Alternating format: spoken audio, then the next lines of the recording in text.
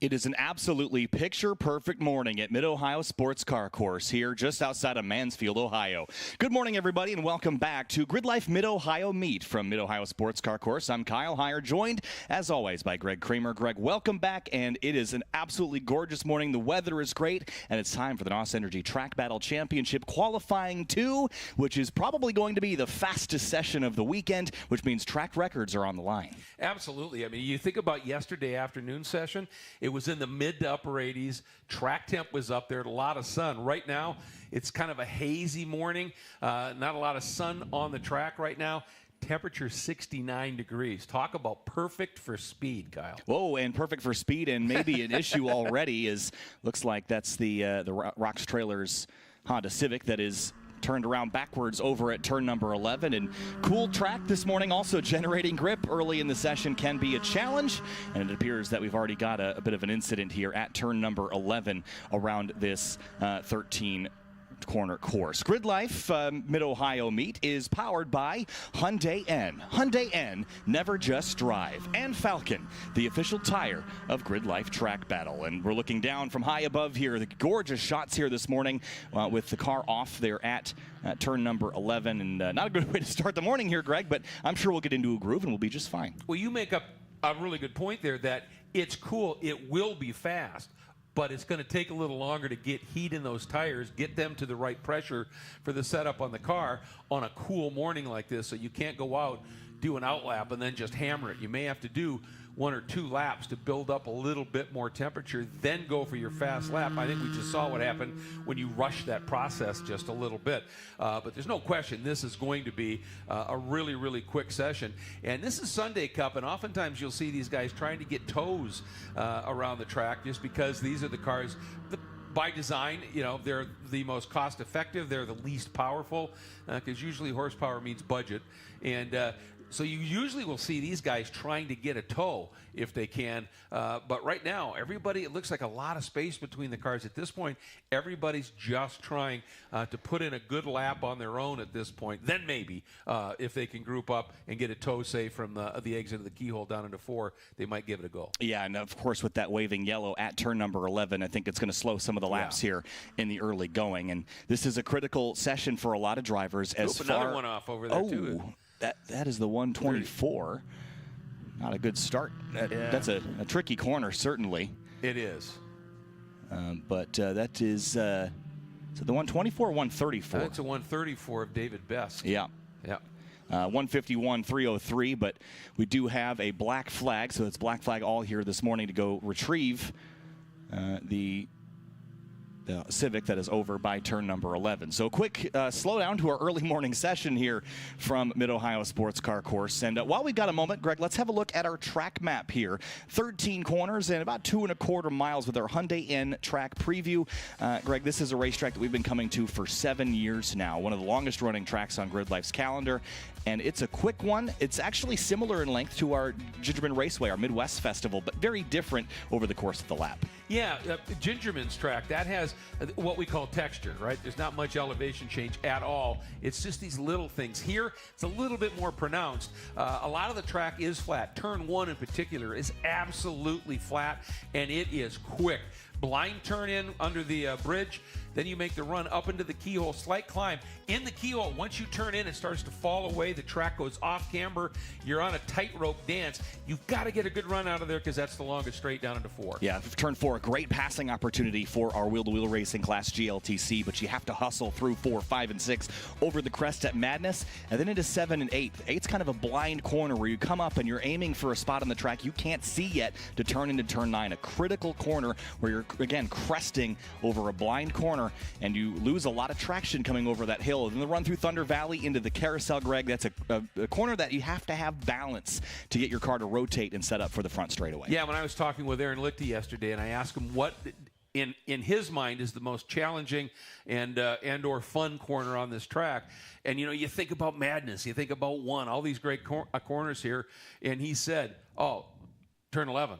He said, because it's not a huge climb, but it's just enough, and you're going really quickly. So it's a blind turn in. You turn in on faith. If you turn in early, you're either going to go off the outside or you're going to freak out, lift, and then come across. And if you turn in late, you're slow. Right. So. Well, I guess it's easy, right, Craig? Definitely, it's an easy racetrack. No, it's definitely not. But just for those that are just joining us here for the NOS Energy Track Battle Championship, on the left-hand side of the screen on the timing and scoring pylon, this is showing a driver's best lap of all of the qualifying sessions. So far, it's just qualifying 1 and any laps that have been run this morning. It will only show if a driver has improved in this session. It is showing their overall best from the weekend. That is all we are considering as far as your entry into that podium sprint competition later this afternoon, and only the top 5 from each class will get to advance into that podium sprint. And you look at the 134 that had that off over there as well, just outside by 1/10 of a second, chasing time, Greg. And we see so often, isn't it? Yeah, just going a little bit over that limit to try to find a little extra speed. Yeah, and I mean, if you don't make it into the top 5 at the end of that third qualifying session combined, you don't go to the podium sprint, and that's where the weekend points, that's where the medals and trophies are awarded. Now, you can get a track record in any session, even the practice sessions,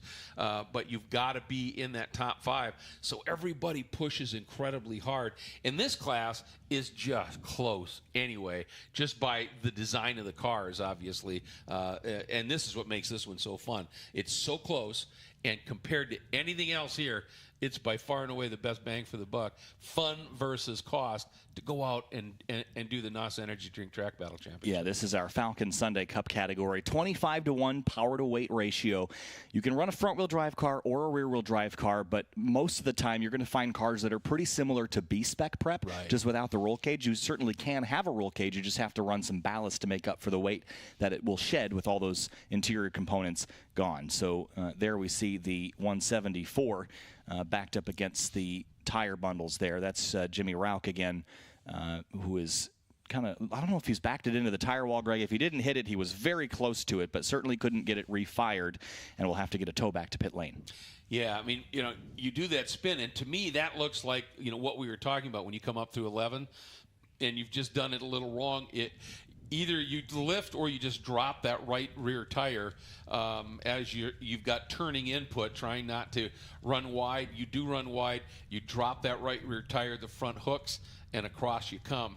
And I hope that he just stalled it, as it started to spin. He just locked everything up and just stalled it and can't get it started. It's really tough to see from that angle, isn't it, whether or not he had actually made any kind of contact.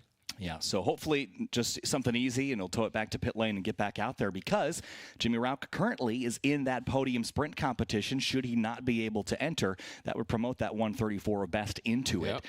But you have to make an attempt to keep your spot in that podium sprint, and an attempt, you got to roll off pit lane and to give it at least a go later this afternoon. There is also a third qualifying session later today, and you don't need to perform in all of them. You just need one good lap in any of those 3 sessions to put you in that top 5. Exactly. And amazingly here, this is what we love about this category, right? The top 11 right now, Kyle, are covered by under a second. Under a second, right? The top 5 that are right now slated to go to podium sprint, 0.3 of a second. That's just staggeringly close. It's one of the closest categories, and that's what makes it so fun. Oftentimes we call this an entry-level class because of the low cost to enter, but it's also a class where we see a lot of drivers end up after they've done the time attack game of throwing money at a car to make it faster and faster.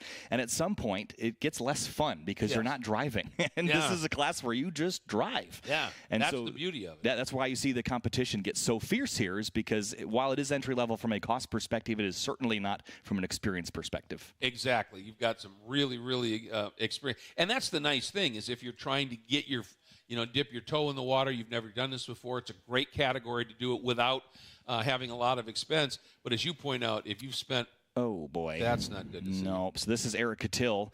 And again, for those that were watching race 1 yesterday, Eric Catil had a shift issue, a money shift, as we call it, over the crest at turn 9. Blew his K24 out. He replaced it with an engine that was in the James Houghton trailer, and got it running about 11:45 p.m. last night. On the hardship lap, he must have had an issue, and he's just rolling back now, and I hope it's something easy. Forgot to connect a sensor or something, and this is certainly the most the cars run all day. Well, he came by. He did the outlap for that. Came by, and it sounded great.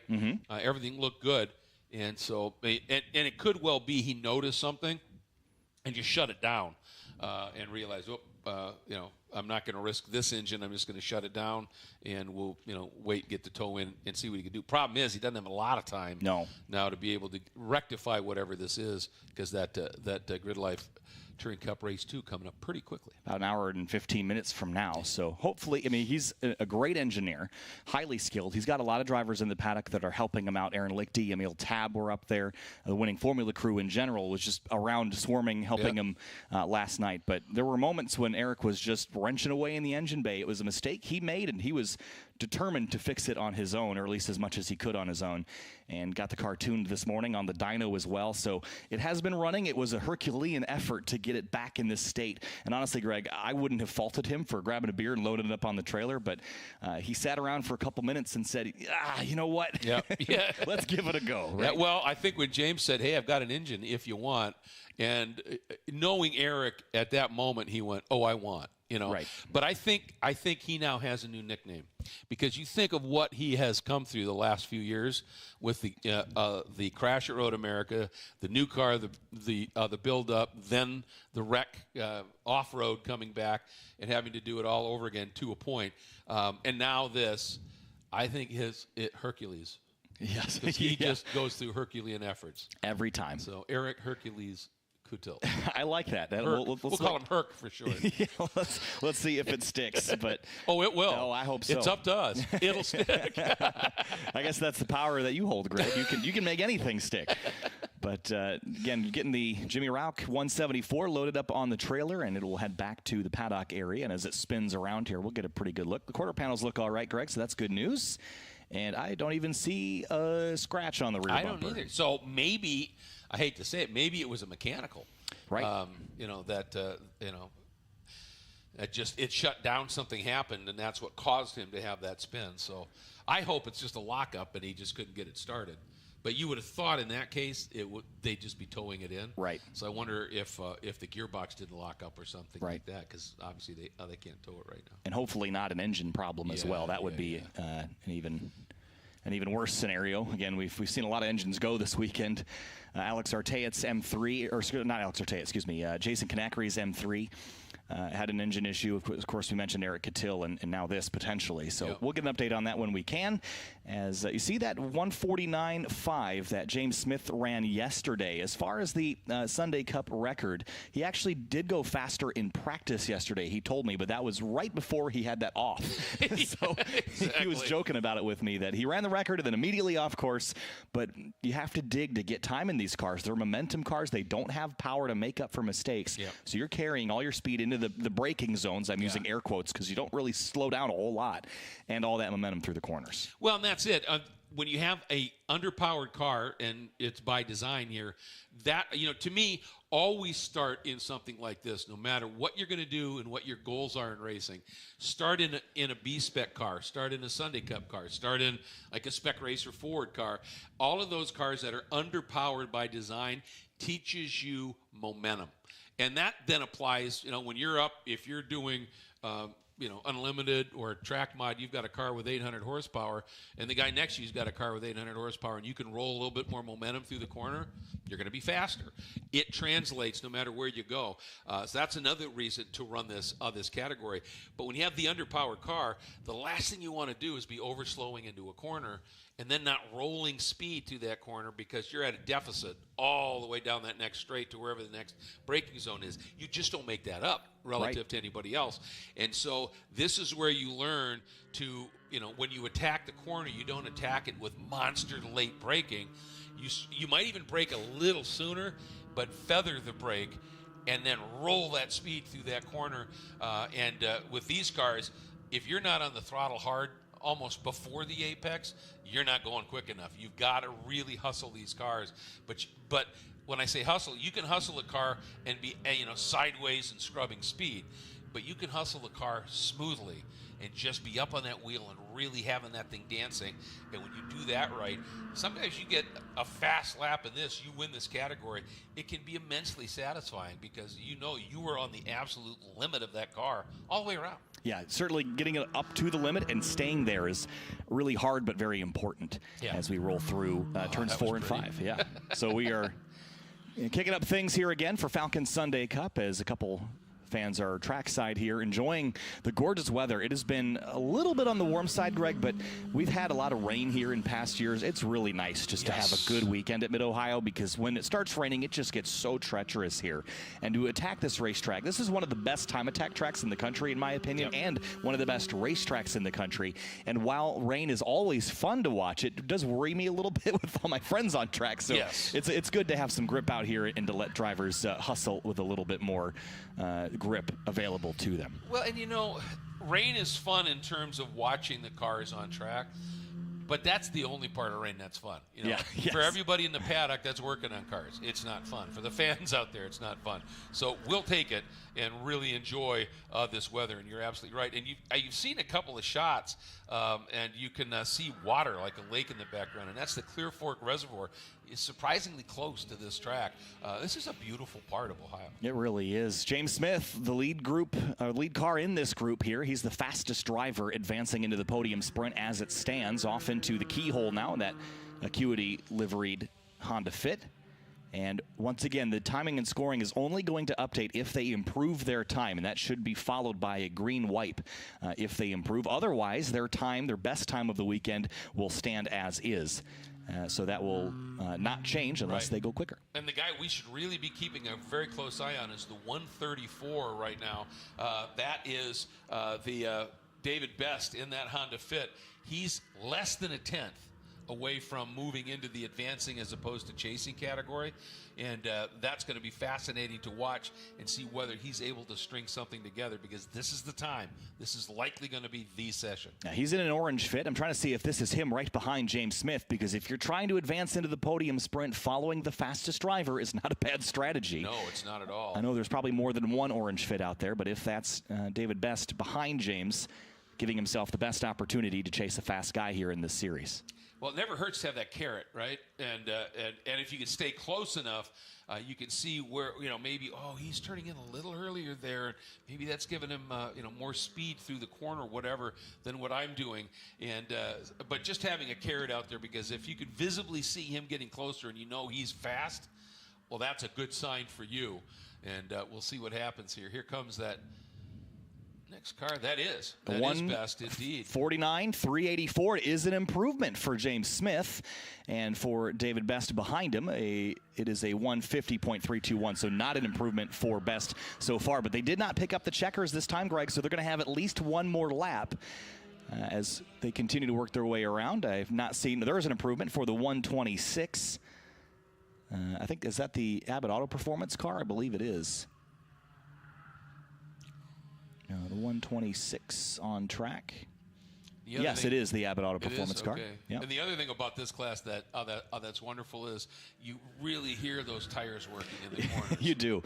And that's actually what we've got an audio engineer with us for the second time this season, and you can really hear the microphones around the racetrack, and the audio experience has improved so much. It just sounds so great. It does. And a big thanks to the crew for setting up the microphones, setting up the cameras here. The best coverage of Mid-Ohio Sports Car Course we have ever had, and it's so exciting to see, to watch as David heads up over the crest of Turn 5 Madness and then down into 6, 7, and 8. Such a blind section. And some of the faster cars, though, Greg, it might be a bit more challenging to wrestle a car over blind crest. Here, you're flat foot no matter what, and you're just kind of pointing the car, and you've got a little bit of maneuverability. But some of the cars we'll see later in this session don't have that maneuverability. They're almost out of control coming over the crest out of 7 and into 8 and 9. We just saw that shot before you get to 9. There's gravel trap on the outside of the approach to 9. And at first glance, you're going, why would you have a gravel trap there?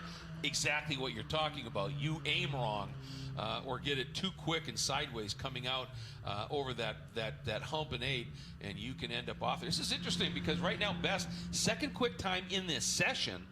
So he's fast right now, but not as quick as he needs to be. We got a car off the approach to the carousel. Yeah, I think that's Becky Burton. That has, look at this, top of the board, David Best at a 149.323 by 0.06 of a second. David Best is in. It bumps Goo out in the 463, but there is that 909 Becky Burton driven car on driver's left, leaving turn 1, but their checkered flag is out, Greg, so that will end this session. The Abbott Auto Performance car improves up to 15th, but hey, David Best needed to improve, and he did just that, and by a lot. Significantly, yeah. I mean, that was about 4/10 that he made up there. And I think having, again, Smith as that carrot out there for him to just chase and reference off of. That's one of the nice things is you can see where that guy's turning in, where that guy's braking and everything. And if he leaves, if you notice that he's leaving a little bit on the exit of a turn, say, then you know, okay, I can go just that little bit quicker. But that was a big gain. But like I said, up to that point, David had the second quick lap behind Smith in this session. So he found some serious speed this morning. And boy, how tight are these margins, though? I mean, we're basically looking here, it's 6/100ths that Best is on top of Smith. And this is going to be great for Best because this is probably the fastest session of the day. So it's unlikely that 5 people will go faster than him in qualifying 3. I suppose it's possible, but I guess we'll see as Best still continues to roll around. Yeah, he's giving it here. Let's see. He didn't get the checker, so let's see what he can do at this point. Because here he comes. Well, let's see. Does he improve from a 49.323? No, it is not an improvement, but there's a look so far at the drivers that might be advancing onto the future rounds here. It looks like Cooper Pierce in the 170. Did he jump up into that mix? I think he did. He did. With that time of a 1:49.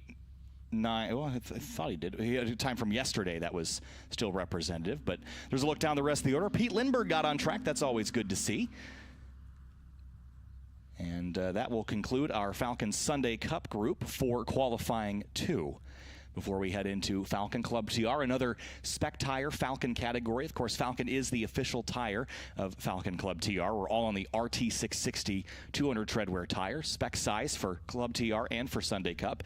Club TR, another incredibly competitive category, Greg. I'm so excited to see what's in store this morning. These drivers are getting after it in cars that are familiar to some, with MX-5s, S2000s, BRZs, but often with engine swaps and aero. So a lot of engineering has gone into many of these cars, and some are pretty close to stock. Well, and really, this in many cases is essentially, it's like a GRIDLIFE Touring Cup car, just with more thrown at it a little bit. Not enough to, to put it into a track mod level, but this, I think this Club TR category was a brilliant move to be able to have something like this, where people could take a GRIDLIFE Touring Cup car and without doing much, come out and do some track battle, and vice versa. If you eventually want to go door-to-door racing, build your car, come out, run it here in the Club TR category, race it, get comfortable with it, and then maybe the next year you can jump into Touring Cup. So I think this is just a great stepping stone category. And I love the fact that Sunday Cup is essentially spec. There's different brands, but they're all very close, and then you're on the same control tire, if you will. Then you go to Club TR, control tire, so nobody's spending a ton of money at crazy tires.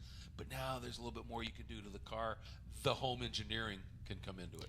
There are 8 different classes in the NOS Energy Track Battle Championship, 7 of which are points earning. There's Super Unlimited, which is a catch-all for everything. But there are only 2 spec tire classes. Everything else is up to a certain treadwear limit. Most of the classes are 200 treadwear street tire, and then you can get into 100 treadwear in track mod and then slick tires in Unlimited. But it's cool to see cars on the same level playing field as far as the tires are concerned, because as we see in GLTC, even tires within the same treadwear category are wildly different in terms of their performance at certain periods during a run or throughout a weekend. The heat cycles, the grip that they have in the wet, all those things are different. So if you put everyone on the same tire, they're all in the same conditions, all in the same boat, and now you're just comparing driver and car against each other, and that to me is what Time Attack is all about. Not who's got the best tire on the car, but who is driving the best and who's built the best mousetrap. Exactly, at that point. Exactly. And that's one of the reasons that this track is such a great place for an event like this, because this is a driver's track. The big horsepower runs of, say, a Road America or whatever, there are sections here where power's good from 1 up to the keyhole, certainly from the keyhole to 4, but they're not nowhere near as long as other tracks, but then the majority of the track is the twisty bits. And that's where a driver can make a difference. And here, with those blind turn-ins, uphill, the little crests and everything, with the crest right at the apex.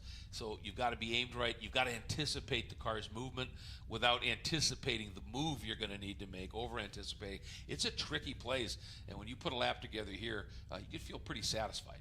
It's a great lap. It's a super fun, flowing circuit as well. Yes. And if you look ahead to what else is coming up on the GRIDLIFE calendar, we've got Lime Rock Park in 2 weeks' time. That's our next event, but that's a different circuit entirely. Sure. Just rub it in.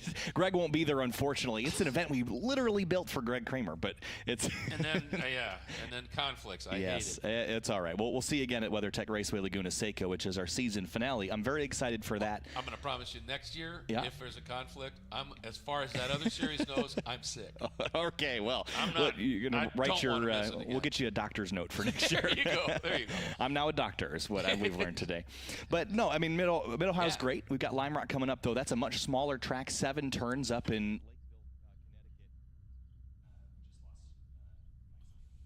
Lakeville, Connecticut, and it's a really nice racetrack. We've signed a 3-year contract with them, which is the first time that's ever happened in GRIDLIFE's history. So we're there through the bull ring. Through 2025, we get to awesome. go back. So I can't wait. It's just such a great event. Circuit Legends, August 18th to 20th. If you're near Connecticut or really in the Northeast, anywhere, I'll bet you Lime Rock Park's closer than you think. It is, out there, certainly. And talk about a momentum track. It is absolutely wonderful. And you just, you get the car up to speed, and then it's almost like, running around the Maypole, right? Once you get up to that momentum, you just want to keep that alive, and that's really fun at that facility. But now Club TR coming out, and the number 531 that is Evan Weeder, the Honda Civic, topping the order right now at a 136.796 after yesterday's session. But then again, you can see how close things are. A little bit more of a margin from Granberg there in 5th to Babar in the chasing category, but still well under a second. I mean, only 4/10. Yeah, already a car pulling off at the exit of turn 1, just fired up and immediately died. So we're not doing so good this morning getting the momentum going here, Greg. We just got to get the ball rolling, and then we'll be all right. But Evan Weeder, again, on top of the board yesterday in qualifying 1. These are the times from yesterday. If you see a green wipe and an improvement, they are improving their lap for that podium sprint. But as you already mentioned, Granberg and Babar, about 4/10 of a second between those two drivers. And we know Fez is going to get after it in that number 61. It's a yellow GR86, Marizo Motorsports on the side. Easy to spot. Jeremy Bailey also a couple seconds back, but we've seen him be pretty solid in the past in that blue and white FRS, so we'll consider Bailey in the hunt. And Jason Wynn is a podium sprint competitor back from CMP earlier in the year. Yep, absolutely. And second right now is the 514, a McLaren in the Acura. Yes. I just love that. But I'm pretty simple. And Mr. Houghton, who's been busy on track and being pretty much of a guardian angel for Eric Guttil, and saying, look, I've got an engine so you can get out and run. So Houghton out there having some fun. Amarone is always quick as well. So it's going to be interesting to see if, as you said, Babar Bailey can find it a little bit. This is the session to do it.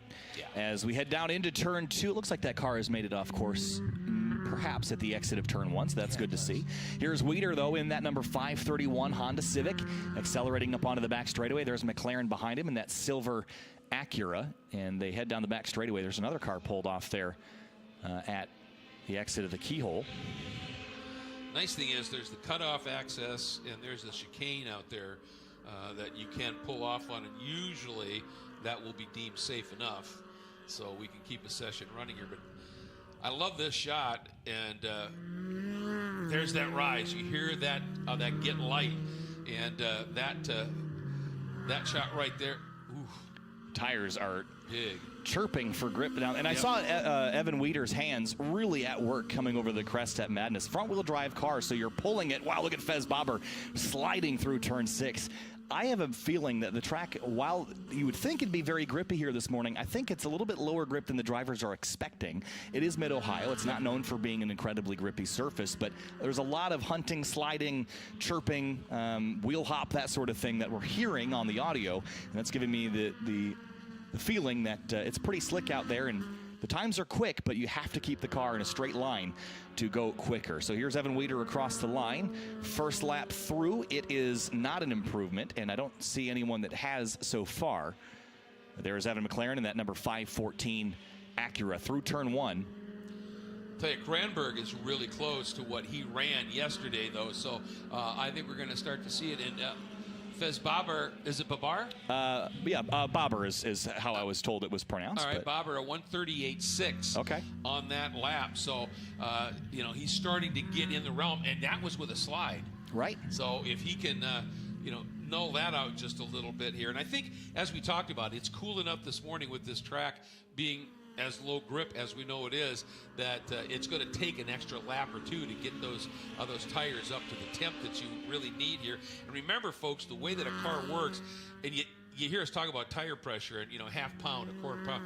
Can that really make a difference? You bet. And you set a car up for a certain pressure in those tires, and if you go out and they don't come up to temp and thus pressure, because the warmer the tire gets, the air inside expands, that's where you get your pressure. So you need temperature, and if you overpressure to start, then the car will get the tire will just as it heats up will get way too overpressured, and then you're struggling, and the reverse is true. So it's a delicate balance, but when you hit it, that's when the car is at its best. You hope that happens when that tire is at its maximum grip.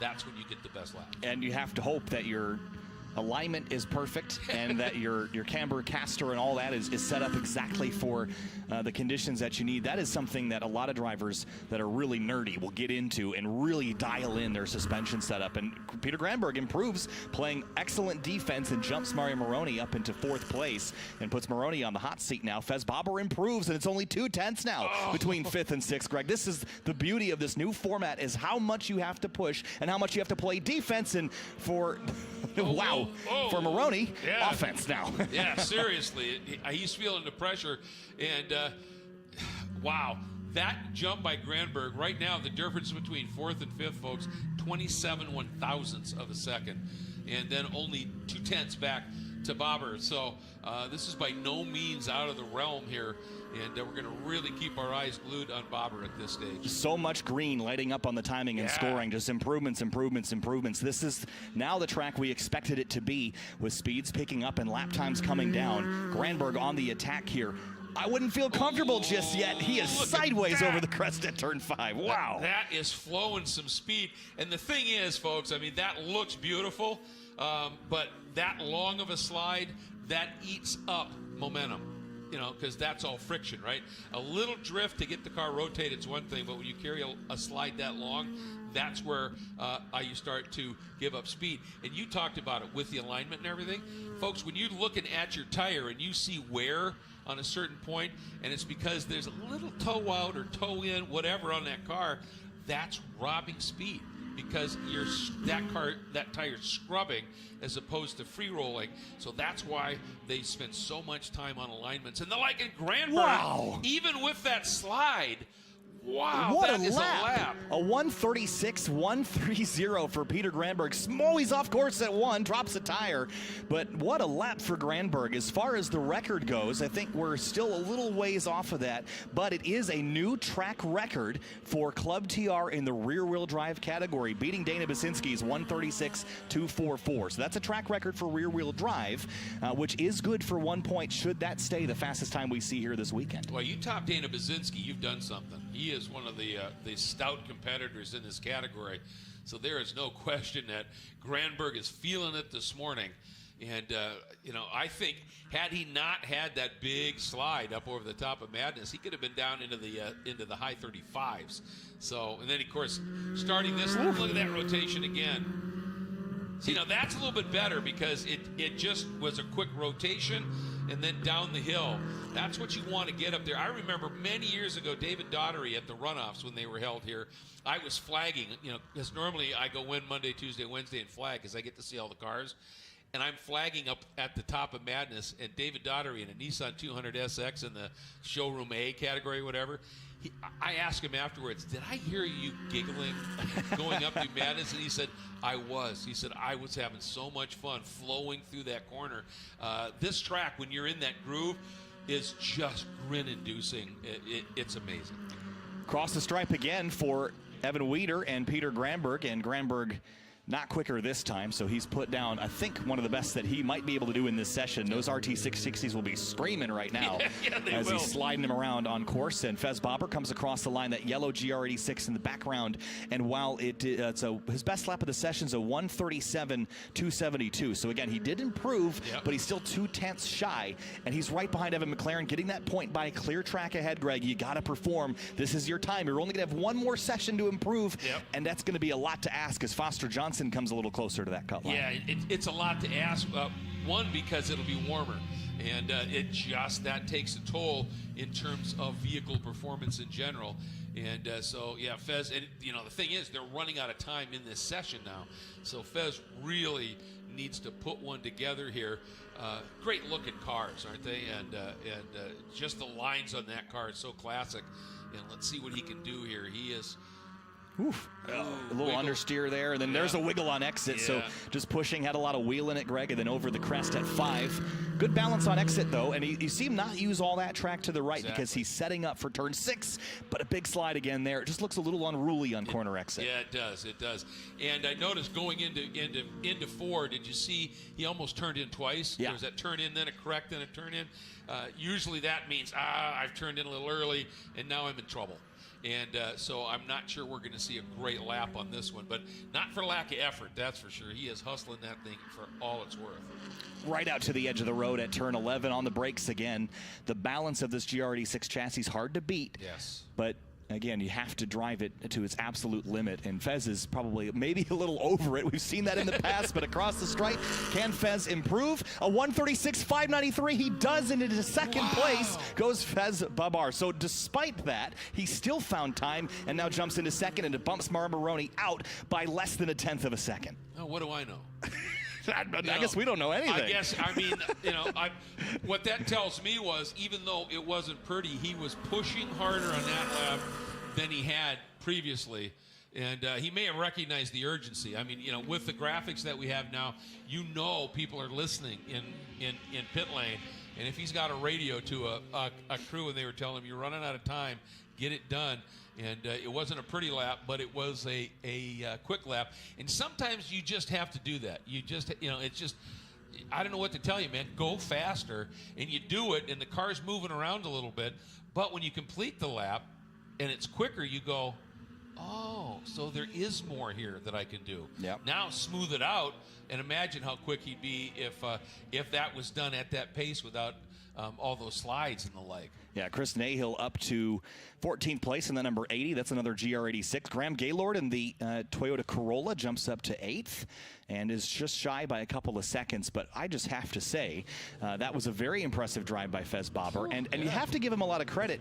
We've talked a lot about this year with this new format and how much is on the line. That sometimes the fast laps are the ones that are a little uglier because the ones that are clean are a little slow. They're just too conservative. But this cut line now, less than 1/10 of a second between Maroney and Houghton. That's going to be a blast to watch in Q3 to see if Maroney can improve and dig a little deeper to find some more speed. Yeah, it is, and I'm mighty impressed here because I would not have thought Mario Maroney would not be in that top 5 cut right now. And I have to say, sir, this is the first time I've seen these graphics, and well done. Well, so I can't really take credit for this. This is, again, behind the scenes. We've got a handful of people that put the graphics together, and while they concept at GRIDLIFE, they are not built by us, and we have to give them a huge credit to putting it all together. And man, they are cool, and they're working great this weekend, which is awesome. Well, you had to approve them. Yes, that is true. Okay, so yeah, I'll go with that. Yeah, but great work. Really, really hyped by everything's coming together so far today. And here's a look at your Club TR Track Battle Q2 results. Again, there's still one more qualifying session. Yeah. So while there is an advancing tag next to the drivers, not quite. We have one more session left to determine if that will change at all. So really exciting session, and Club TR always has that for us on par. Yeah, they really do. And that's just what we're seeing is this evolution in the time attack format that GRIDLIFE came up with here, and I think it's pioneered. It has taken it to a whole new level. Instead of cars just, because the one thing that, when you talk to a time attack guy and you refer to it as, it's glorified qualifying, they really don't like that. But then you ask them, well, how do you describe it then? and they go, oh, it's kind of like qualifying. You know, you're just out there going. It's you going for a time, period. Like Class 1 solo almost, right? Right. That kind of thing, only with other cars out there. Now it has turned it into a straight-up competition because you are qualifying now. You are qualifying to get into podium sprint, and those top 5, if you haven't seen it, folks, make sure you tune in later today for podium sprint. Single car on the track, and follow that car all the way around, see everything it's doing. And for what we've seen this morning, we could see some laps that in my mind would be, all right, this one shouldn't be quick, but apparently, and it might be this track slippery enough that to really maintain your speed, sometimes you've just got to have that car hanging out a little bit on this track. But we've seen some sort of wild-looking laps that have been wickedly quick. It's been thrilling so far, and we've got plenty more up on deck here today. And it's been a great morning so far here from Mid-Ohio Sports Car Course. Again, you're watching the NOS Energy Track Battle Championship, of course, presented by Hyundai and Falcon. As we prepare for our next run of cars, looks like Street and Street GT getting lined up, which are a couple of our street-based categories where the car must be able to be registered and or insured. And that means that the modifications are limited in scope. But Street GT, a class where your MSRP limited, inflation-adjusted MSRPs of under $130,000. You can't add anything other than OEM aero to the car, so no crazy wings or splitters or anything. And you certainly can't open up the engine. Some minor bolt-ons are allowed. But as far as keeping the cars close to stock, they are some of the most stock-looking vehicles you'll find here in the paddock, but they are not slow by any stretch. And, of course, Street class is that, but with smaller displacement engines. You're going to see some turbocharged Subarus and Evos and things like that as they roll up onto the racetrack. And again, this is one of our categories that we've got a couple different classes, so we will switch between them. But Street GT, here's a look at things so far this weekend. It's Ido Waxman, Magnussen, Hendricks, Arteat, and Brandon Hodge, your top 5 so far. About a second between Hodge and Kubiak there in Street GT for that cut line. And, again, really, really close. And I'll tell you what, that lap by Ido Waxman, pretty solid one. Only, 9/10 clear, but this class, you can have some really, really close runs here. And as you can see, a 132.8 to a 134.7, that's not a big chunk of time to cover those top 5 cars. You look at that, it's 9/10 for Kubiak that he has to find. That's a bit, but we've seen it already this morning. The times are there. It's not by any stretch out of reach. Well, and these cars are certainly limited a lot more without their aero grip that some of the cars we've just seen. The corner speeds of some of the Club TR cars are much faster than some of these Street GT cars with a lot more weight to carry around and not a lot of aero to lean on. So what you get now is really fast straightaway speeds, but long braking zones and slower corner speeds. And with that, Greg, you can find a lot more time than you would otherwise think, because little slips on corner exit, little slips in the braking zone will cost you a ton of time on corner exit. It all goes back to carrying momentum that you mentioned in Sunday Cup, but you're just doing it with a lot more power on tap. Right. And, where that momentum training that we talked about when you get into a higher horsepower car is when you have a higher horsepower car, when you're going down a straight, you have a lot more speed, right? So you have to brake a little bit sooner, but you tend to brake harder because Waxman way off at turn 1. Trying to hunt a bit too much speed through the first corner, and that's digging. That's digging. But like I said, I think it's cool out right now. Don't think that after you do your out lap, that next lap, you're going to have all the grip you want. Give it another lap here before you get after it. And what that's going to do is for everybody who's chasing Waxman, they're going to go, there's a chink. So if we do this right, we may be onto something here. So we'll see how that's going to play out. Is that not a gorgeous car? Not just the lines of the Porsche, but that graphic package. I'm not sure if I mentioned this yesterday to you, Greg, but this 570 was at our event. We partnered with J-Zilla Track Days at Barber Motorsports Park in June, and this car was upside down in a gravel trap. And if you go over to that car, it's got a big old dent in the roof and everything. They rolled that thing back over, and he still podiumed that weekend. That's incredible. Big slide through 9 there. But Kyle Magnussen is certainly not one to shy away from a challenge, and he's been right in the mix in the Street GT class this year. Yeah, just quick. Second right now. by a little bit, but still, I mean, right now his time you would think have him pretty well placed in that top 5. Obviously, the 363 of Kubiak is the guy that we're going to be really eyeballing here in that Chevy Corvette, because he's the one that is just outside. He and Hodge, the number 89 in the Toyota GR Supra. And how cool is that? You know, you're talking about the battle for that last transfer spot, if you will, is a GR Supra and a Corvette.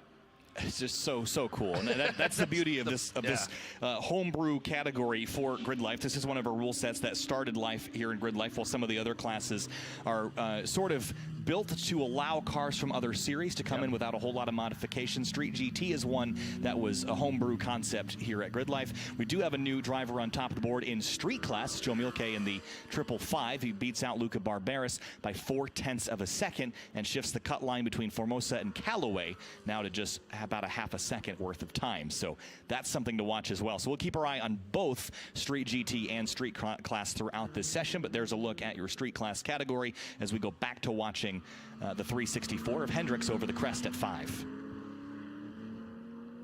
And the C6 Corvette between Waxman and Hendricks, this is proving to be a pretty popular chassis for this class, despite it not having a lot of inherent downforce generating aerodynamics. It's a very slippery car, certainly, but perhaps not the absolute strongest in corner speeds without aero to lean on from downforce, like if it had a wing or something. But they make speed on the straightaway, and if you balance them through the corners just right, they will find speed. They will, and you know, with that, you know, they do tend to run a pretty big meet in terms of tire. And Magnussen on that Porsche, you were talking about it, that he just gets after it regardless, and he's done it. Up on top now, a 32.7, a 10th back to Waxman, and look at Artea, nice lap by him as well, and jumps to that 3rd spot now to 34.6. Hendricks and Hodge. So things are shuffling in that top 5, but that 363 of Kubiak still has not been able to find a way into that top 5 at this stage. And another look at the class leader right now in street class, Joe Mielke in the 555 Subaru. And Greg Formosa improves to a 138.0, so that puts a lot more distance between him and Mike Callaway in another Subaru, that 194 car. So a bit of defense being played there. And some other cars we've got to keep our eye on. Look at Tom Halka, improves to a 139.8, so just 0.2 behind. Jason Gatos in the 997 car gained some time as well. So there are cars improving in this street category as well.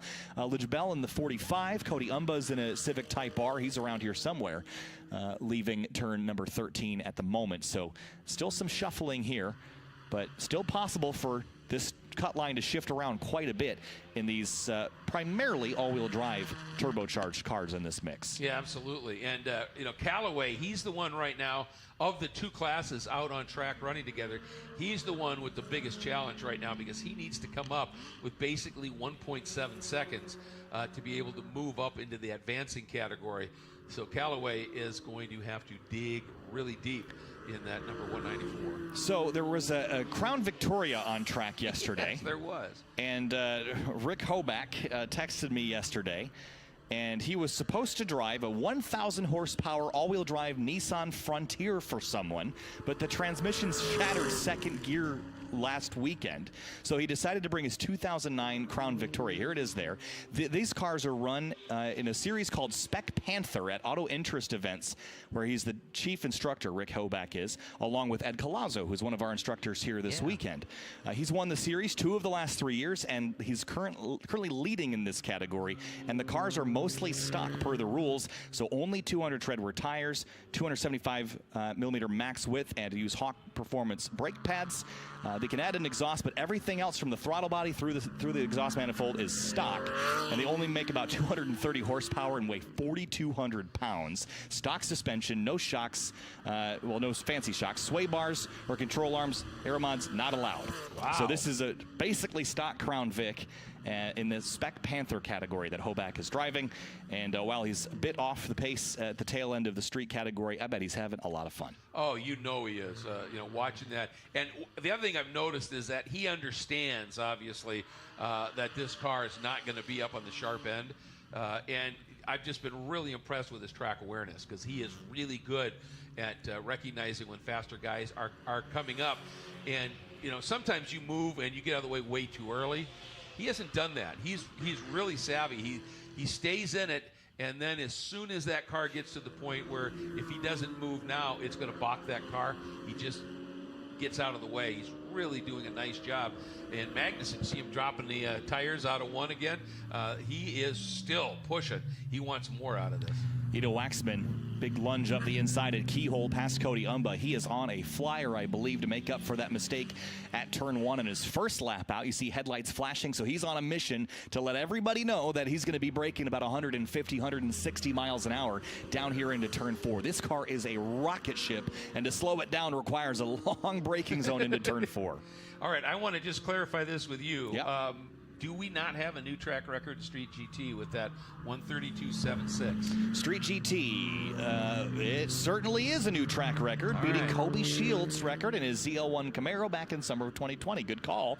And Kyle Magnussen is the first one to pip that time so far this weekend. Yeah, so if that holds, that's a point. It sure is a point. And it's bragging rights, too, isn't it? It is bragging rights. And sometimes Kobe Shields' record has lasted 3 years. So you'll be the one we'll be comparing everybody to the next couple of times around. And keep in mind, folks, that with this new format, generally, unless somebody is just absolutely miraculous or, you know, it's just been weird weather up until podium sprint, oftentimes that fast time in podium sprint will not be track record time. It will not be as fast as what we see right now because that podium sprint happens generally in the heat of the day. So there's a lot riding on this set. Boy, did you see him float into that? Yeah, Ido Waxman is on it right now. He bailed out of the previous lap because I think he ran into a bit too much traffic, so he's going to go again as Cody Umba follows Kevin Wendt through the corner. Wanted to point out at the bottom of the ticker, position number 13, you see Hurdle there. Yeah. That is Austin Hurdle. He did bring a different car alongside his Nissan 370Z that campaigns in GRIDLIFE Touring Cup. It's his daily driver BMW that he just brought for fun. And while he's a little ways off the pace as far as making it into the podium sprint, getting a little extra track time is certainly not going to hurt. No substitute for seat time, even if it's in a bit of a different vehicle. So good for him. And like you said, he is just having a blast out there right now. There's a look at Mr. Umba. Currently 10th, best time of a 1:43.716 here in qualifying. And it looks like carving his way now with this Honda Civic, which, again, if you want a car that does everything well, it's not a bad place to start with a Honda Civic. And look at Hulka here now. He has jumped up into 6th, and he's now within 0.8 of a second of moving into the advancing. So he's gone around Callaway. So he's continuing to find speed. And, you know, if he could just find that little bit more, that's what he's going to need to do here at this stage. But, boy, he's given it everything. He is giving it all he's got. Ido Waxman coming across the start-finish line here. Is it going to be an improvement? It is. Puts him to the top. A new track record again, this time by a lot. A 131.9 continues to make the jaws drop here in GRIDLIFE NOS Energy Track Battle Championship. Think of Watkins Glen. Think of Midwest Festival. Just pipping lap times that we didn't think were possible with a car without a wing on the back of it. Just an incredible lap. And again, he's well safe as far as making it into the podium sprint, but I'm more curious about this being the track record everyone will be chasing for a couple years probably. Yeah, that was, I mean, think about it here. That's a 31.9 to a 32.7. That's 0.8 quicker than the record Magnussen had, and that is over... That's 9/10 underneath the previous track record. That says an awful lot. And as you said, without aero on this car, you know, it's obviously got good handling and it's a straight line missile, but he's wheeling it. And the way he floated it through turn 1 on that lap, that's the one that he got the record. That's when you see that, a guy that is so on the edge that car is sliding, but it's minimal. It's just floating through the corner. That's a wheelman. He really is a wheelman. He's been showing that all year long.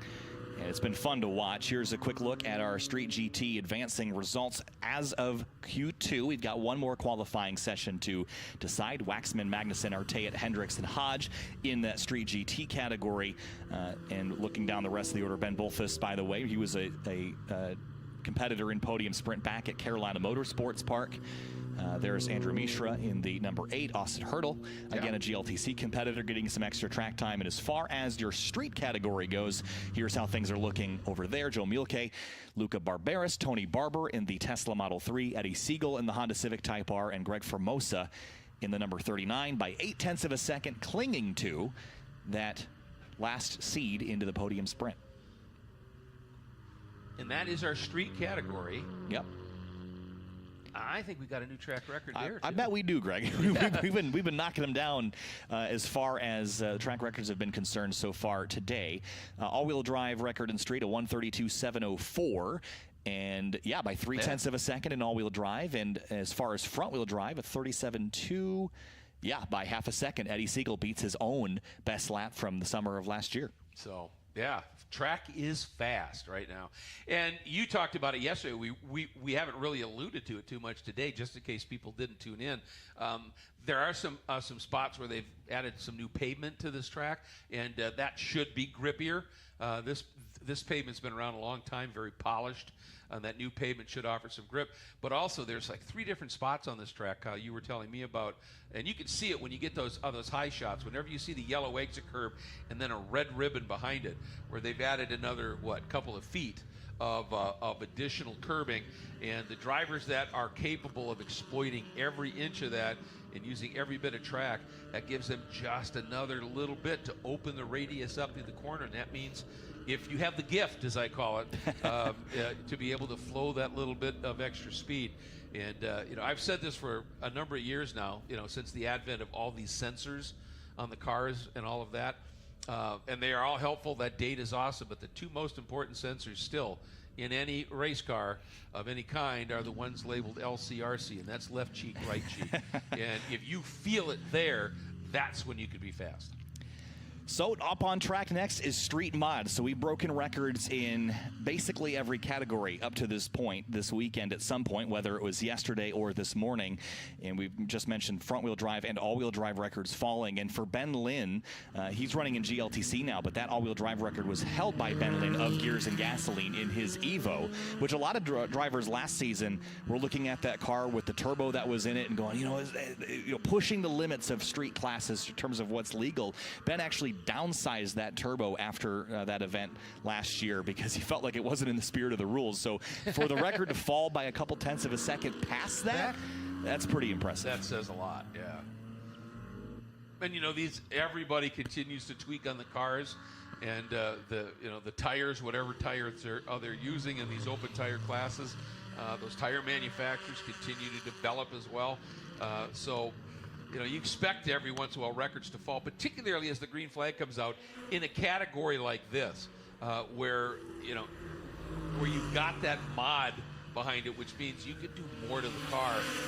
And by the nature of these guys, they're gonna look for everything. There is a car not on this list that I bet you will be on this list by the end of this lap. It's Dewey DeWitt in that number 70 Subaru, the winner from Midwest Festival. Yep. Beat Mike Omick by a bit, and he is on track coming into the shot at just the back there. There's Omick now leaving Keyhole, and it's going to be a battle this weekend between Omick, Ryan Matthews, and Eric Dewey DeWitt. And Dewey didn't get a lap yesterday because of a battery issue from a self-tapping screw. He's on track now. I'll bet you he's in this top 5 by the end of this lap. But here's Omick in this Subaru diving into turn 4.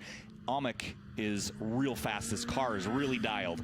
And as he heads over the crest at Mattis, he's got Ryan Matthews chasing him. And now into turn 6 and 7. 2 very different cars, different drivetrains, all-wheel drive versus rear-wheel drive. And then, of course, Cal Fortner in the number 14 Mercedes-AMG GTS.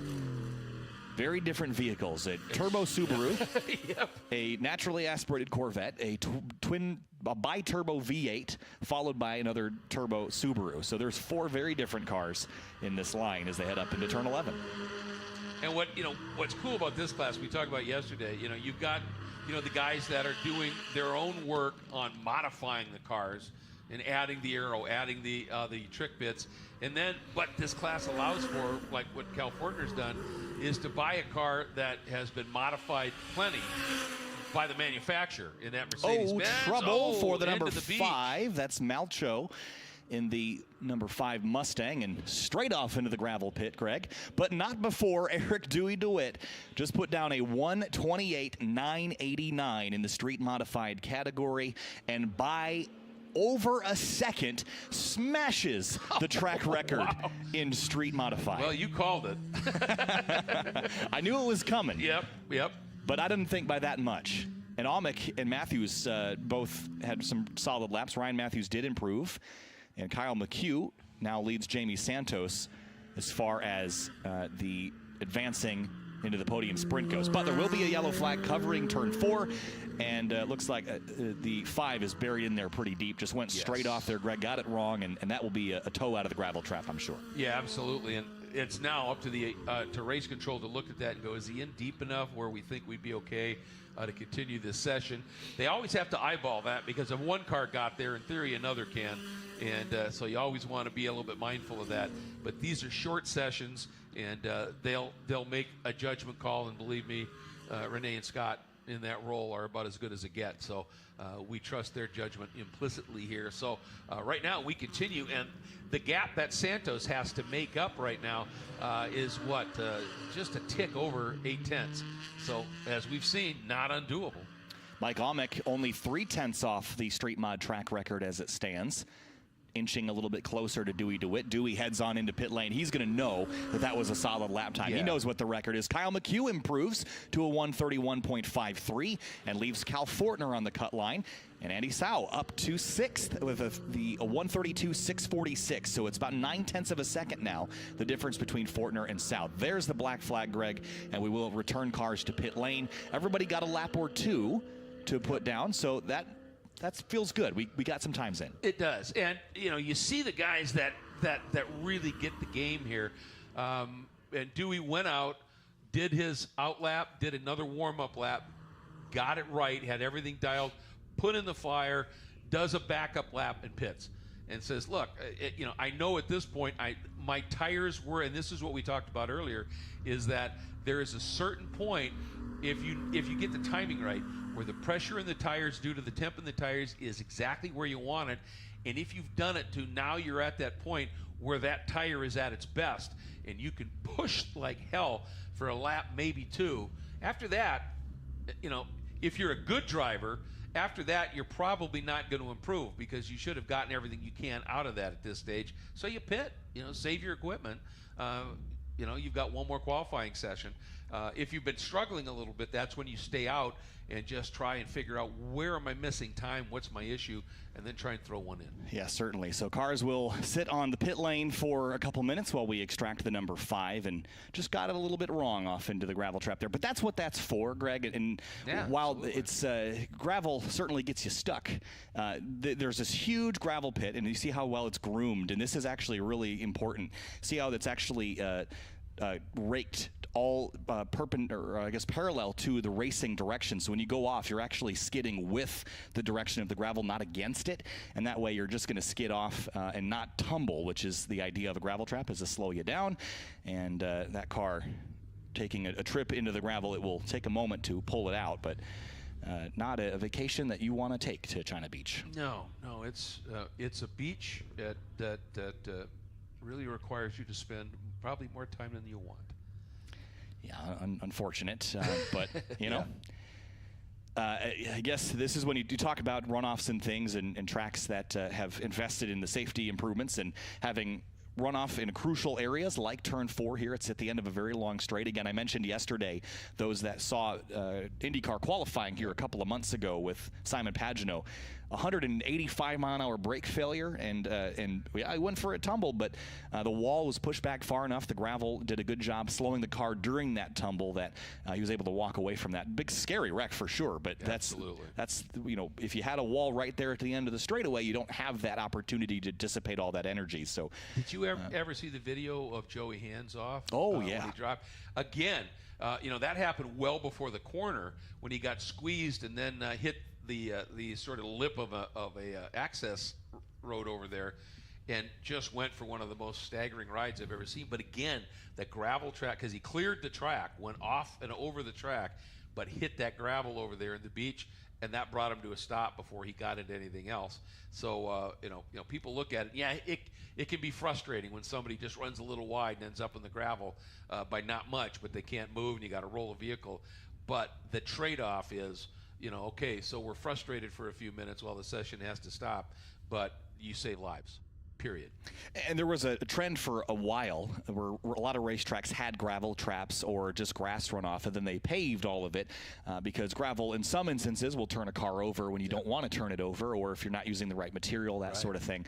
So tracks paved all over the world, and now places like Spa-Francorchamps, they're actually putting gravel back in to dissuade drivers from running wide and really kind of making a mockery of the original layout of the racetrack. So there's definitely a lot of very smart people that design racetracks and safety improvements, but I think a lot of times you change something, you go, it was actually better before, and you have to go back that way to correct it. Well, COTA, obviously, the actual racetrack itself is phenomenal, right?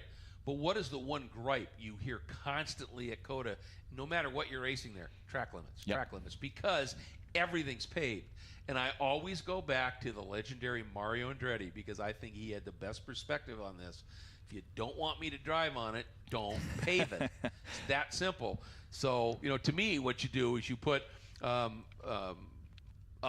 grass strip, maybe a little bit of a gravel part, then pave it. Right. So if you go through it and you're not going that fast, you can scrub speed. But if you run off, it's going to cost you a lot of time. And that will, for a driver, if they can run wide, come back on, and actually gain time, they're going to do it. You make sure they have to slow down, they're going to stop. Let's take a quick break for a couple minutes. We'll be right back with continuation of the Street Modified group here for the NOS Energy Track Battle Championship. We'll be back in just a moment after this.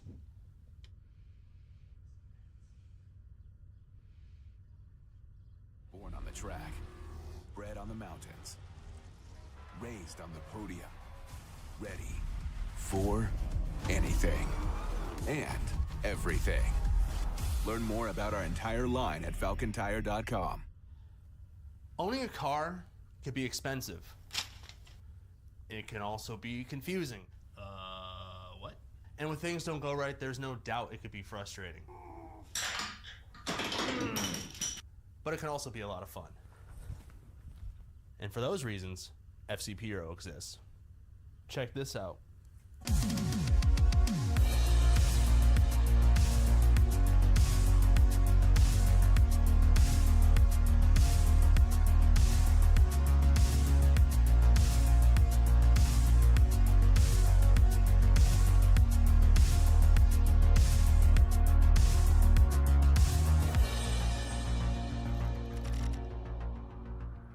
Do you and your car a favor and head over to fcphero.com to learn more.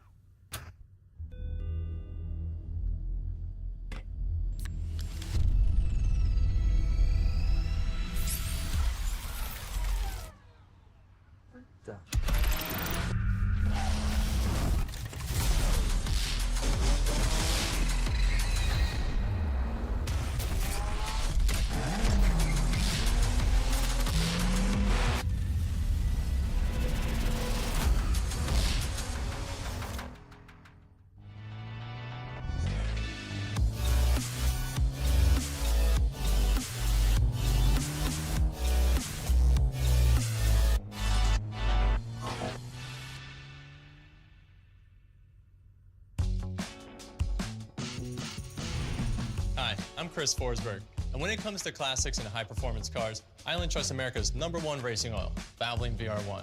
It's built on Valvoline's long legacy in racing, so I can continue to build my own.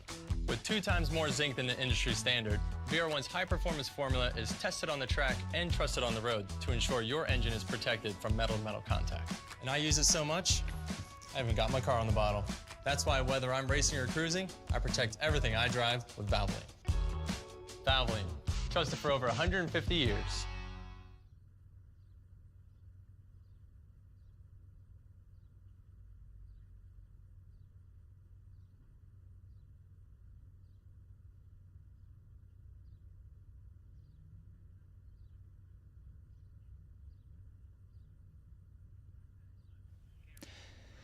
Back live from Mid-Ohio Sports Car Course for the continuation of GridLife's Mid-Ohio Meet. Kyle Heyer joined by Greg Creamer for the NOS Energy Track Battle Championship, qualifying 2 of 3 this morning.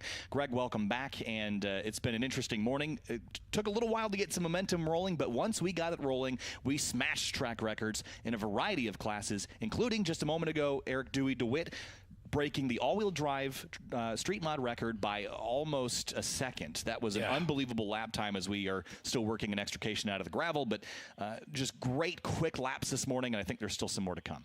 Well, that momentum you talked about early, it was chilly, and I think people went out and really didn't account for it. It was cool, and the track temperature was going to be cool, and we had a couple of people that just pushed a little too hard too early and had offs. But everybody that was paying attention, that were in the groups going out next, figured it out, and after the first couple of groups, it was just fast right from the off, because people would put that extra lap in to really get those tires prepped, and then they were just throwing in laps and dropping it. And we've seen not just people that have moved up a spot or two with that track record.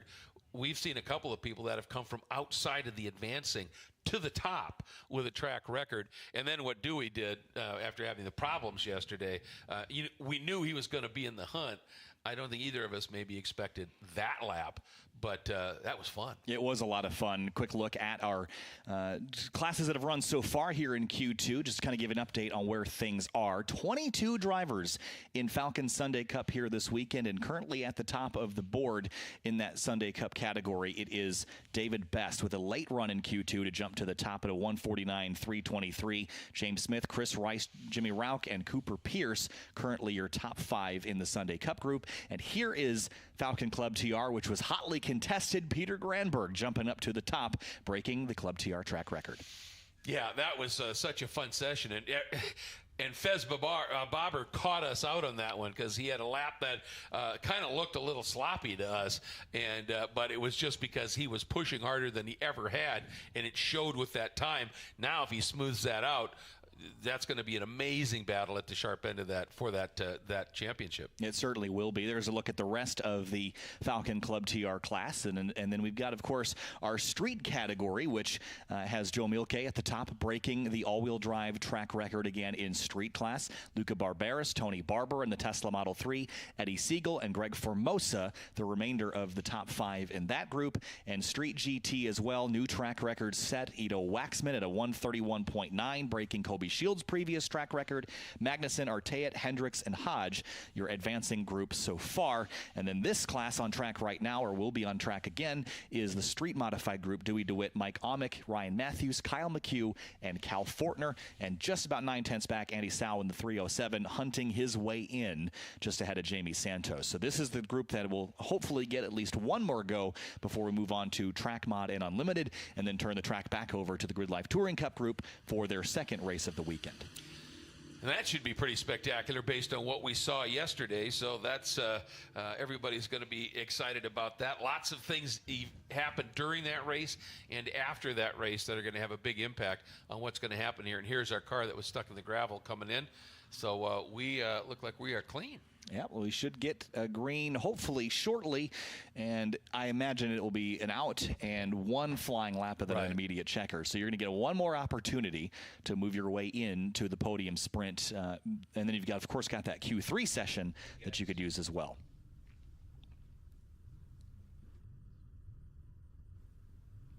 I just wanted them to know that the monitor in this is a little fuzzier.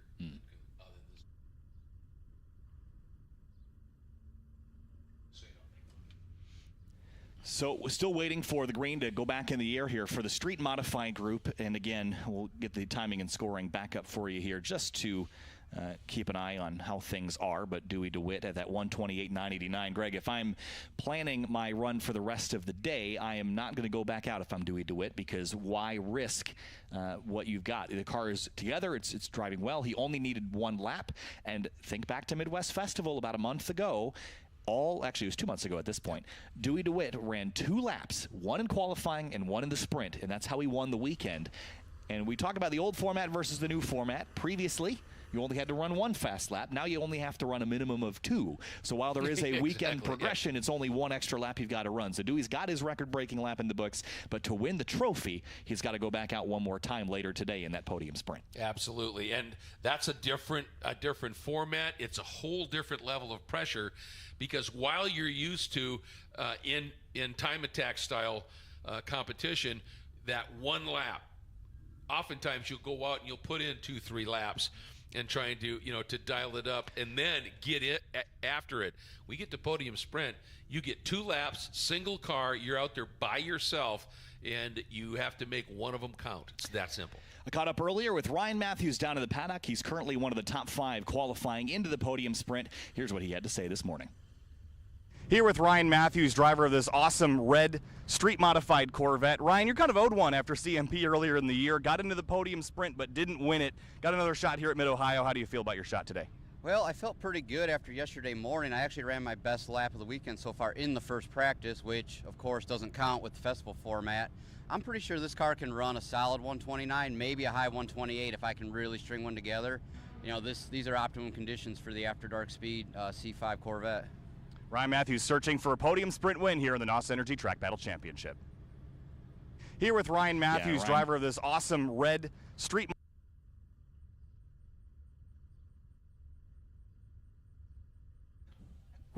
Ryan Matthews, one of the drivers that is kind of owed one after Carolina Motorsports. Greg, if you recall, was in that podium sprint and had a differential issue and didn't win the weekend despite breaking, well, I guess owning the track record and being the fastest car on the weekend. So while he's been in the sprint a couple of times, he's been competitive. He hasn't quite had the opportunity to take home a trophy, at least the big trophy yet, and I think he's going to try to do that today, but the competition is extra fierce with Dewey in the field, and Amick has his car totally on tilt, ready to rip today. Yeah, absolutely. This field is just absolutely top level here. And, that's what, when you do win it, that makes it all the more satisfying. I mean, you want to go up against the best. You want to test yourself against the best. And that's what it's all about. And, if you're not prepared for it, sometimes you come in and you're saying, yep, I want to be up against the best. I want this to happen. And then you get in there and you go, whoa, the best is really good. Yes. And so you find yourself like, all right, now I've got to dig extra deep here, but that's all part of it. Yeah. Wow. Okay. So I just got a video sent to me from Jason Kanakary on Facebook, and Jason has had a really rough month. Greg, last week at Road America, Jason brought his McLaren 720S, and that car exploded in spectacular fashion, little parts and pieces of British engine all over the underside of that car. And then on the way to the track, his trailer hitch failed, and it almost came off the truck that he was towing. The whole trailer basically broke. So that was his week last week. Brought his M3 this week. He just sent me a video. That thing not only blew up, Greg, it was in flames heading up to the keyhole. It was a pretty wild moment, actually. I'll show you. I know people can't see this at home, but it was in flames. Oh, look at that. Yeah. The racing gods have not been on Jason's side this month, and we wish him the best of luck stitching everything back together. That was a real big bummer to have 2 catastrophic engine failures back to back like that. And glad he's okay with that big fireball out from underneath that BMW. Well, you know what? They call these character building moments. And you're going to have them when you're out running whatever kind of racing vehicle, whether it's time attack style, whether it's door-to-door, even drifting. Things happen, and it's the will to rebound from that really tells the story. And you've got to learn to, all right, that's part of the game here. Am I willing to continue to put up with it? James Houghton told me it was at the Glen, and he was saying it in fun, but there was also that little element. He goes, Greg, I'm a broken man. This sport has broken me.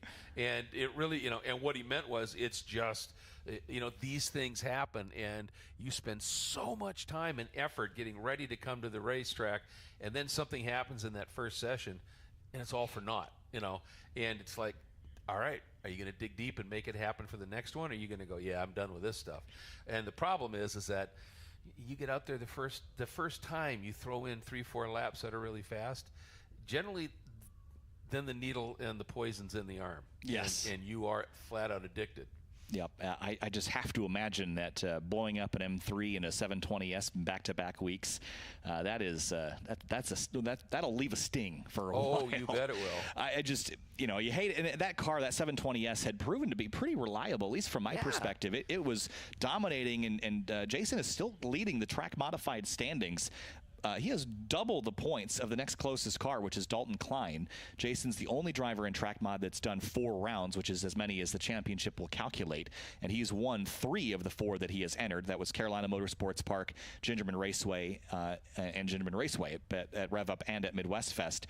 And then he finished outside the podium sprint at Watkins Glen because of a tire selection that was not really ideal for the conditions. So Jason's got some time to figure some things out because he has such a big points lead. But if he wants to win the championship, he's going to have to figure something out. Yes. And he just have to think that's a setback or 2, that 720S being out. And the short block for that engine, Greg, I promise you, is not a small number. So no. that's going to be an interesting thing to sort out. Well, and that's, as you pointed out, up until that moment at Road America, all that car's done is run. Right. He just gets in and goes. And so it's like, all of that good fortune he had, all of the payback for that came in just a short span of time here. But he'll get it dialed up. He's deep into it. He's quick. And he'll figure something out. He will be back. Well, the racing gods giveth and the racing gods taketh away. Kind of like traffic. Yes. So I heard that Eric Cattill's engine also... No, I don't want to hear it. Oh, boy. Yep, engine broken on the 82. Spun a rod. Seriously? Yep. All that work. So Eric Cattill will not be racing later today after all that work last night. And as I said, the racing gods giveth and the racing gods taketh away. They've taken away a lot from Eric Cattill in the last 2.5 years. But they haven't just taketh away from Eric. They've spanketh. Yes. It's been a tough month also for Eric. And coming off of a win at Gingerman Raceway, and then the fortune just took a nosedive after having some really good results this year. So I hope the best for him. I hope that he's got enough energy left in him to meet us again at Lime Rock Park in a couple of weeks and get back to battling for the championship, but that's definitely a setback. Oh, huge. There's no question of that. And, the guy is so fast. And what's really tough for him is I believe this is a home race for him. It is, yep. And that'll gut you when you put all the effort in at home to come out and then to have something like that happen. But Hilliard, Ohio, just outside of Columbus for Cattill, so it's been a tough weekend. Herc will be back. Yes, Hercules. Exactly, Cattill. Hercules Cattill. Well, green flag back out, Greg, and Street Mod is going to get another lap or 2. We're about 15 minutes behind schedule at this point, but the Track Mod and Unlimited cars are getting gridded, so GLTC will be pushed to about 10:45. And I imagine Street Mod will get this lap and maybe the checkered the following time around. Ryan Matthews is the leading car of the group as he sits 3rd of the drivers running right now on track in speed. So green flag for Street Mod, and we will get at least one more. Here's Ryan Matthews into turn 1 in that 121 After Dark Speed Corvette. Nice line through 1. He's got Cal Fortner right behind him, and that is Jamie Santos in the BMW behind him. Off into the keyhole now. And Cal Fortner's got to play a bit of defense here. He's sitting about 9/10 ahead of Andy South, so not bad. But you can't really rest on that, knowing that in Q3 someone could dig deep. Jamie Santos certainly could. And there are some other cars I think could be a conversation piece in that podium sprint. So Cal's got to play defense here by continuing to push and try to find a bit more speed. But as we get... For anyone who's thinking, I'm gonna all you have to do is picture Dewey DeWitt. Yeah. He's not there at all. He hasn't even run. And then he's there. And then he's top of the charts with a new record. Somebody could be struggling a little bit back in there. Or, every once in a while, Kyle, the light bulb goes off. They've been working on, they've had a little setup issue, or they just haven't felt comfortable on this track or whatever, and something clicks, and suddenly that's where you can make a really big gain. So you cannot count anybody that's close in that chasing category out, ever. No, it certainly can't. Jason Konecny did tell us, by the way, in the YouTube comments that the 720S should be back for Heartland, which is in September. $65,000 for the motor for that car. So there's a checkered flag, and look at that. Cal Fortner jumps to 4th. Ryan Matthews improves again to a 132.98, and so did Santos. He picked up some time. Yes, so he did. With that one lap, they closed that gap just a bit more. Yep, and that's what you need. Keep chipping away at it. If you don't have the speed right on the second, third lap, then that's when you just chip away at it. And if nothing else, if you're still struggling, okay, we're not in that advancing right now, we're close, use this as a test session. What can I do differently? Try some different lines maybe. Just think about opportunities. What can I do here? Because I've got one more shot at this. Yes, it'll be warmer. It's going to be more difficult, but challenge is why you're here, is to go out and push and test yourself. So you never want to just say, I'm done. Right. Checkered flag for Street Mod and Kyle McHugh, the last driver in right now by just over a second over Andy Sow. And while Fortner improved his spot, I think he's probably feeling a little safer now with at least one driver between him and that cut line. It prevents you from one of those bonsai lap times that you were talking about. Exactly. And at least prevents you from getting dropped out without at least one more opportunity to improve. So Q3 is up next later today for Track Battle, but of course we still have our Track Mod and Unlimited groups. Here's a quick look at the results and the currently advancing drivers in this street modified category. Dewey DeWitt, Ryan Matthews, Michael Amick, Cal Fortner, and Kyle McHugh. And look at how close Matthews, Amick, and Fortner are here. That trio covered by half a second. That's it. And then you've got some similarly close stuff just outside of that advancing category in the chasing category, really close. So things can cycle, things can happen. So we'll take one last scroll through the list here, and then we'll of course get our Track Mod and Unlimited cars on course. And that's where the rule book starts getting real thin. So that's the group where you've got Track Mod, which is 100 treadwear tires and big aero, and if your car came with active aero, you can use it, which is the first class that you can do that. And then Unlimited, that's just car has to have a VIN and fenders over the tires, and that's basically it. You can't bring an Indy car or something that would land you in a Super Unlimited, but if it started with a VIN, rest of the thing is basically fair game. So it's a fun category. We don't have a million Unlimited cars here this weekend, but before we get into it, here is, we've got exactly 5 of them, it looks like, that have taken time, so they would all advance into that sprint. And then for Track Mod, things are a little bit different. We've got 11 drivers in Track Mod, and there's a look at it so far.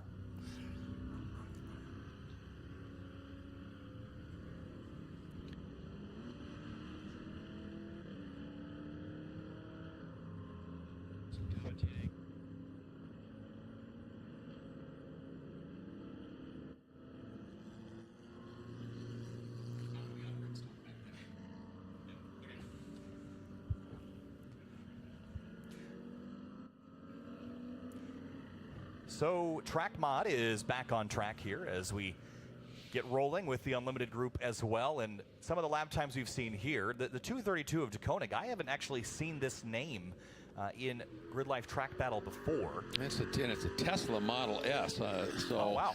Yeah, so that's a heavy car, but the all-wheel drive aspect of it, it just lets you get through oftentimes the corners, and you can set those up. You can make the little adjustments, and with an all-wheel drive car, the best thing you can do is have it as soon as you go to throttle, have just the slightest smidge of oversteer, because the front's going to pull you, but you get that little bit of rotation at the back, so you can get to the throttle a little bit sooner, because it's going to rotate, help you around the corner. And obviously he's wheeling it incredibly well here, because he's up right now by basically a second and a half over Boersma and the rest of this group. Yeah, Chris Boersma again in the track modified category. If I go back to my points document, Chris is currently 3rd in the standings there, and we're talking about chasing Jason Konecny in that McLaren. Chris has 40 points, but he's only run 2 events. That was Midwest Festival and at Carolina Motorsports Park. So if we look ahead to the season championship, I know Chris is going to get 4 events in there to battle for that trophy. And if he were to just duplicate the rounds he's got, he's only 9 points behind Konecny. So, okay. But that's at finishing second or third as he has done so far this season if he keeps doing that. Cars on course, there is Ernestus Puzelis in the 338. This is an unlimited class Corvette. It's kind of baby Ferris cartoomy. Exactly. It looks like Ferris's car a couple of years ago, but it is really fast. It was at Road America last week as well. Yeah, absolutely. And it's a car that he's got up on the top of the order right now. And it's monster power, obviously. The one thing that it doesn't have, when you compare it to Ferris Kartumi's car, is that massive amount of aero, that front splitter, the big wing and the like. But this is a track where the aero is a little bit less effective because you don't have a lot of the really high-speed corners. You'd love to have it for turn one, for sure. But the rest of it's really twisty, busy stuff.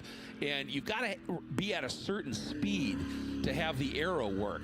And so what he's got going right now, if he can, and our Mazda has had a bit of a loop out there. That's the Dallas Reed number 22. Yeah. That's the RX-8, which has... Speak of aero, it's got plenty of that. It does. It has a ton of it. But what, like I said, he's going to have to really hustle the car through turn one without the aero. But then from 2 all the way to 4, he doesn't have any drag. And so then you get into the twisty stuff where the aero is minimal here compared to other tracks. And so he can hustle it. But behind him, I think that is De Koning in that Tesla, and you can see just how that car explodes off of the turns with that instant torque and that all-wheel drive. Yeah, so De Koning, no pickup there as far as Puzelis goes, no improvement also. And there's that Model S, as you mentioned, and Teslas across the board in GridLife NOS Energy Track Battle Championship have been really solid cars. They have a lot of weight to play with, but they have also a lot of weight to transfer around. They are really well-handling cars despite that weight, and we see them at the top of the order quite a bit. Yeah, and it that all-wheel drive helps offset that weight, doesn't it? Because it helps pull that weight around the corner while it's still pushing, and that's a big difference. There you can see a car that's got some really aggressive aero on the front of it.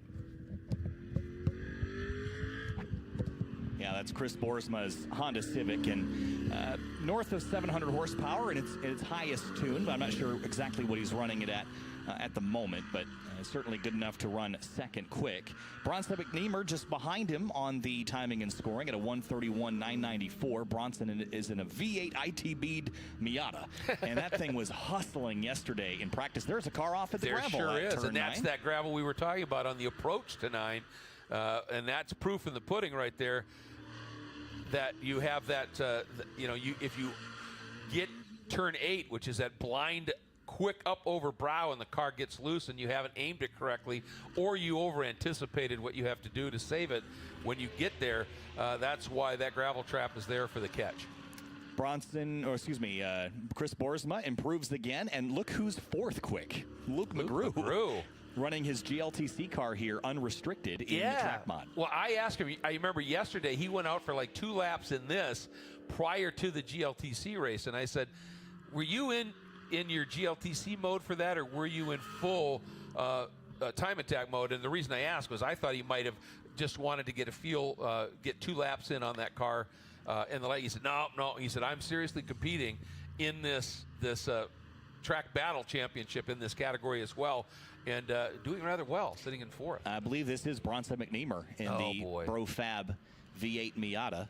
And he has gone off at turn 9, kind of straight off. And this is a really easy corner. I'm actually surprised we haven't seen more of this weekend. You're coming over the crest out of 7. You're aiming for a spot on the racetrack that you can't see. And if you get it wrong to the right, you jump a curb and can find yourself off course. If you get it wrong to the left, you drop a tire right as you're loading it for turn 9. And I imagine that's similar to what happened here. Just maybe dropping a tire, getting the rear end loose before the turn into 9. He just slid straight off right at track entry or corner entry and has gone deep into the gravel, and that will require an extrication to get that car out. Yeah, you could almost, I bet you what he did is he dropped the left sides off of the outside of the curb here, that yellow curb that we're seeing, dropped it, and the car started to slide. He went for the save, the front's hooked a little bit more, and it just snapped him around and into the gravel. We see that happen there a lot, but if we keep that pan moving just a little bit here, right underneath the NOS energy drink track battle where that car just came. You can't really see it on TV from this altitude, but that's a serious abrupt rise. The apex is right at the top of that hump, and you get that wrong there, and it just unsettles the car all the way through this little flick into 8 here, and it can mess you up. It certainly can, and I think they're just going to let this session finish out. They are keeping it green. They'll cover that with a local yellow, and I imagine they will pick Bronson out of the gravel before the GLTC race. So Dallas Reed looks like he was going to pull over to let the Tesla on by, but Brandon Hodge is a competitor in Street GT and NOS Energy Track Battle. I think it's Jessica Powers in the number 19 up to 4th place at a 1:36.548. Solid lap there. DeKoning, Boersma, McNamer, Powers, and Smith, your top 5. Luke McGrew down into just outside the podium sprint. His goal was just to get into the sprint. He just wanted to do it for fun. Yep. But he's going to have to find a little more time in Q3. It is a really busy day for Luke, especially, Greg, if he finishes well in race 2, because he will have the top 10 shootout and 2 more races and the podium sprint should he qualify in that last qualifying session. So he's rolling down pit lane now, getting set to grid for another race. And he just got bumped by Bamforth in the 404. Oh, boy. So his goal was to get up into the top 5 in a GLTC car, and he's darn near got it. It's interesting. I'm watching DeKoning here, and he is just sort of trundling around. And I wonder if one of 2 things, if he's just low on energy, which happens in an electric vehicle if you push it super, super hard. Got a big wing right in the middle of the track there. Did that come off a Reed's car? That's a rear fender, isn't it? No, that's not off. Oh, it is a bumper, isn't it? Yeah. What's that from? Trying to think of who it could be from. Yeah, I'm trying to picture that. I don't think it's any of the cars in Unlimited. If I go back over to Track Mod, I'm trying to think who's got a red car in this mix. I'm not sure, to be honest.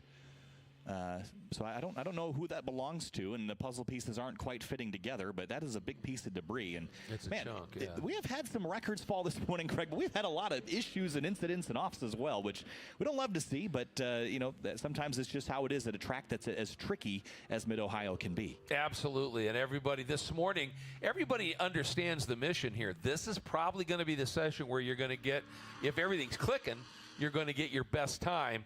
And so people are going out pushing a little, extra hard, pushing the envelope a bit.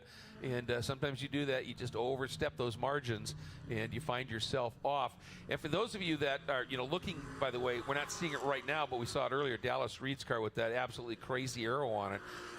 One of the reasons you might be wondering, all these other cars just have that splitter down low. Well, sorry, Greg. I think we found our. You're right. Found the puzzle pieces. That's the 212 of Smith, who's in the podium sprint, but missing a rear bumper. Yeah, that is. It's a BMW 1 Series. So, Chris Smith behind the wheel of that car. He's definitely pushing some stuff underneath the hood of that. For that little 1 Series car. Well, sometimes you have to have, we talk about active aero. That's active weight shedding. There you go. Put some quick releases on it and tie it to a button, and boop, now you lost 15 pounds. Yeah. Jeez, I need a 10th. I need a 10th. How do I get it? Like that, I guess. Yeah.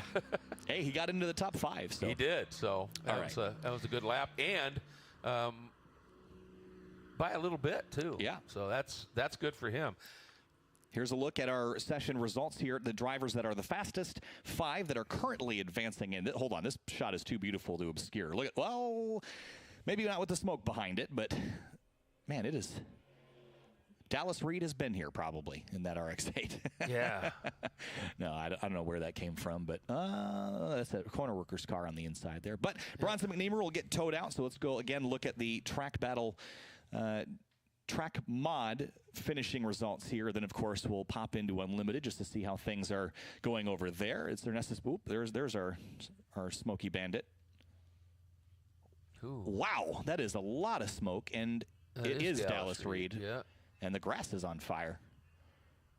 Well, those rotaries, especially when you have to run an exhaust on it that muffles things just a little bit, gets super hot. Yeah. And so that's why that grass has said enough. Well, we have a bevy of reasons to end this session. Yes, we do. So we're going to wrap things up here from the NOS Energy Track Battle Championship qualifying 2.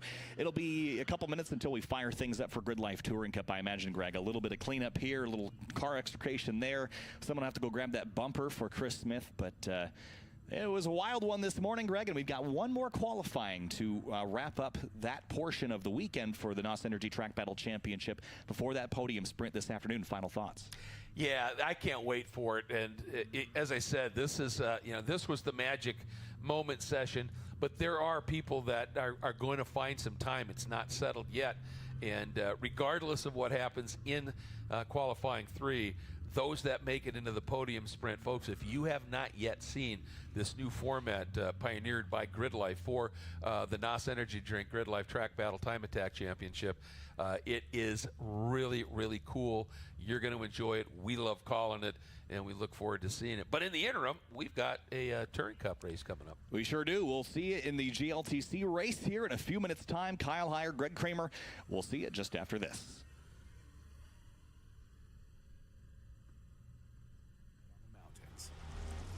Raised on the podium, ready for anything and everything. Learn more about our entire line at falcontire.com. Owning a car can be expensive. It can also be confusing. What? And when things don't go right, there's no doubt it could be frustrating. But it can also be a lot of fun. And for those reasons, FCP Euro exists. Check this out.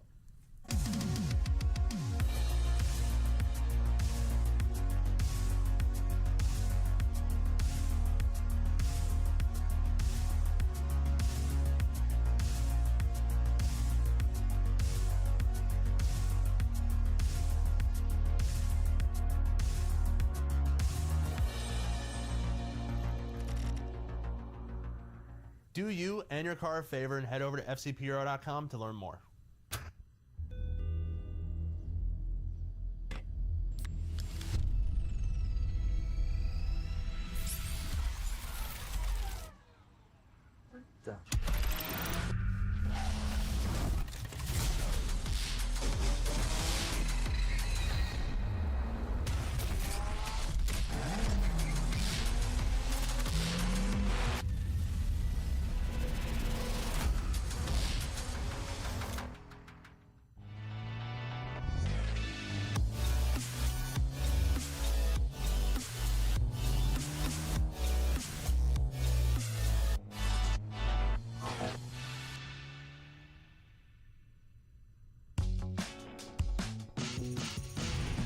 Hi, I'm Chris Forsberg, and when it comes to classics and high-performance cars, I only trust America's #1 racing oil, Valvoline VR1.